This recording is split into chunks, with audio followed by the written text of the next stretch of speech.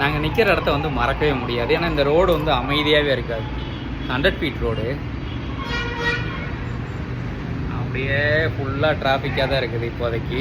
இந்த பால்கனியில் ஏன் நிற்கிறோம் அப்படின்னு நீங்கள் யோசிச்சிங்க அப்படின்னா, வியான் வந்து இந்த ஹாஸ்பிட்டலில் தான் பிறந்தான். இது ஒரு ஹாஸ்பிட்டலோட பால்கனி.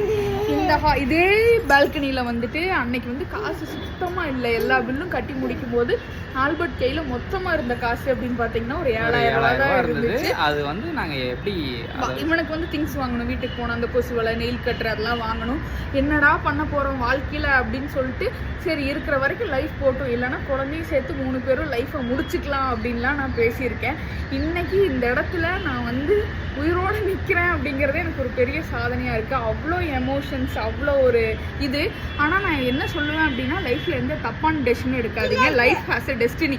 உங்களுக்குன்னு ஒன்று நிர்ணயிக்கப்பட்டிருக்கும். அதுக்கு போகிறக்கு வரைக்கும் சில கஷ்டங்கள் இருக்கும். அதுக்கு போனதுக்கப்புறம் உங்கள் லைஃப் வந்து ஃபுல்லாகவே சந்தோஷமாக தான் இருக்கும். இவங்க கூட இப்போ நாங்கள் ரொம்ப சந்தோஷமாக இருக்கோம்.